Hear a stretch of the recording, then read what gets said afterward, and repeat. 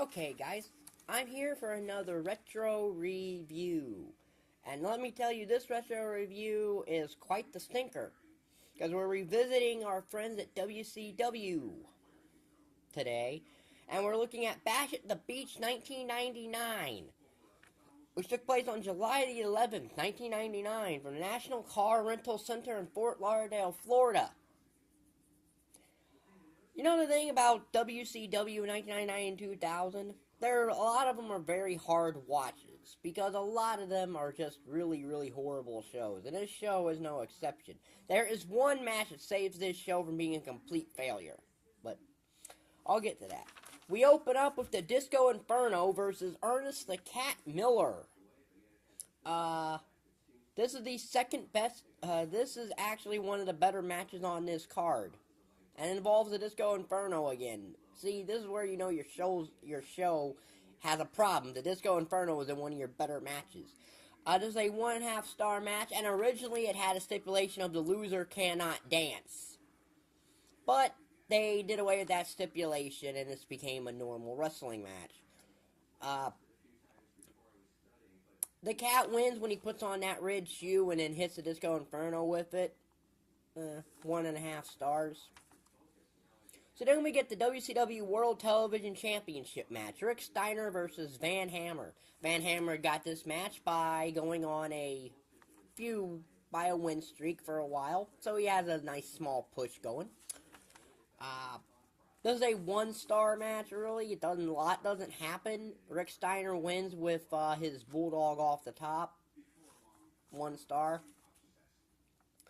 So then we get the WCW United States Championship match. David Flair versus Dean Malenko.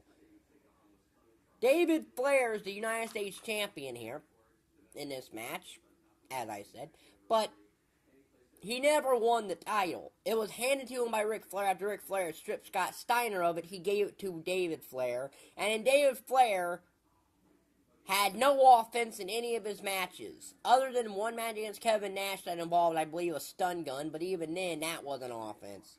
That's the same thing here. David Flair does one thing in this. He shoves Dean Malenko. I'm like, wow, I could do that. I can shove somebody. And it should also be known that David Flair has 5 people with him. Not only does he have Torrie Wilson with him, but he's got Ric Flair, Arn Anderson, Asya, and Charles Robinson with him as well. So he's got 5 people out here. And Dean Malenko dominates this match, does everything. But he's got the finishes, Dean Malenko has Texas Cloverleaf on. Arn Anderson comes in, gives a spine buster to the referee. Then Charles Robinson slides in, puts on the referee's shirt. Asya tries to interfere, Malenko slams her. But Ric Flair comes in with the U.S. title belt and hits Dean Malenko in the back of the head, rolls David on top, 1, 2, 3. In about a 3-minute match of nothing. So, no stars. So then we get an 8-man tag team elimination match. It's Konnan, Rey Mysterio Jr., Brad Armstrong, and Swoll of the No Limit Soldiers versus Curt, Hennig, Barry Windham, Bob Duncam Jr., and Kendall Windham, known as the West Texas Rednecks. Who is Swoll? Well, Swoll was Master P's bodyguard. And this is his only real pay-per-view appearance he had in the WCW. Master P, and all that. Plus, this is one of those things where it's a music taste, but WCW is expecting you to boo the West Texas Rednecks. Well, people who like country music at that time probably would have cheered the West Texas Rednecks over the rap people. I know I was in that, but because I don't like rap music too much. It's not my taste in music. Modern country music ain't my thing either. I don't like modern music now in general, but... So, the West Texas Rednecks, to me, were faces in this match. But I do find it odd that they're called the West Texas Rednecks, although one of them is from Minnesota, and the other 3 are from Texas, but... This is a traditional elimination match. Bobby Duncam Jr. is the first guy eliminated, then Brad Armstrong gets eliminated, then Kendall Windham gets eliminated, and then Barry, Windham, and Konnan are both counted out, which leaves Curt Hennig 2-on-1 against Mysterio and Swoll, and he doesn't last long. Mysterio and Swoll get the win for the No Limit Soldiers. This is the last time the No Limit Soldiers even showed up in WCW, so they were gone right after this pay-per-view. So then we get probably what this show is most known for that took place here. A hardcore open invitational junkyard match. Which is basically this. You're fighting in an actual junkyard. And why is this match happening? Well, during a match between Hugh Morris and Van Hammer, Ric Flair, who was the president of WCW at the time, the kayfabe president, he came out and he banned all hardcore matches from arenas.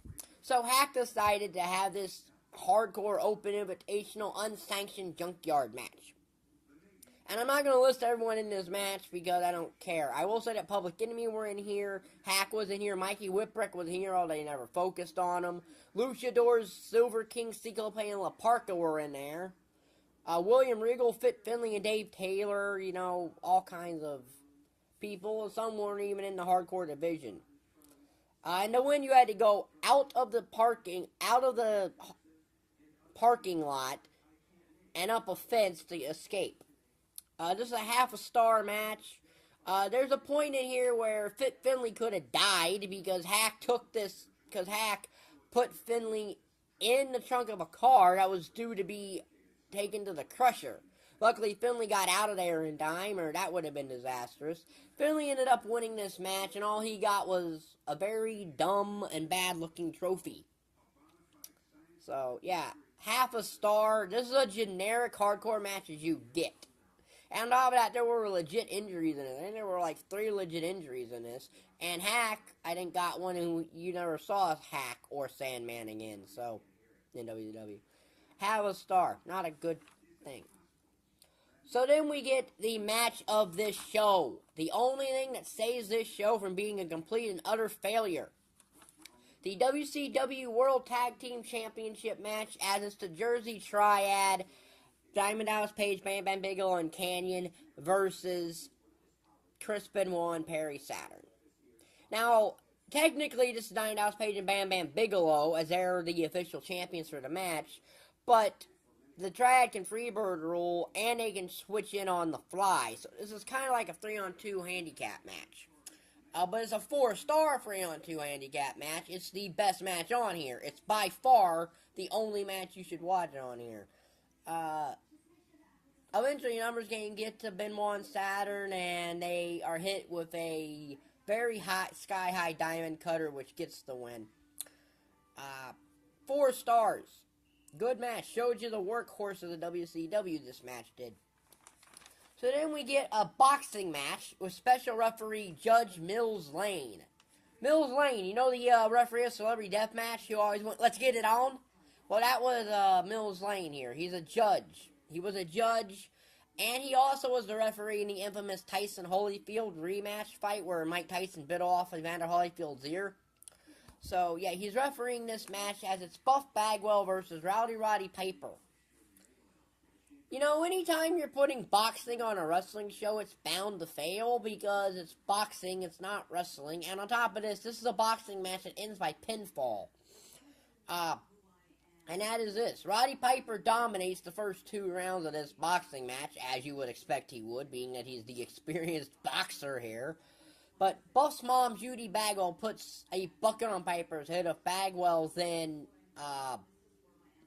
hits Piper with, and then Buff Bagwell does the blockbuster, and Mills Lane counts to 3. Now, I'm pretty sure in a boxing match you can't be doing aerial moves or pinfalls, but Buff wins as a half-a-star match. Boy. So then we get our main event of this show. The first ever tag team match for the WCW World Heavyweight Championship.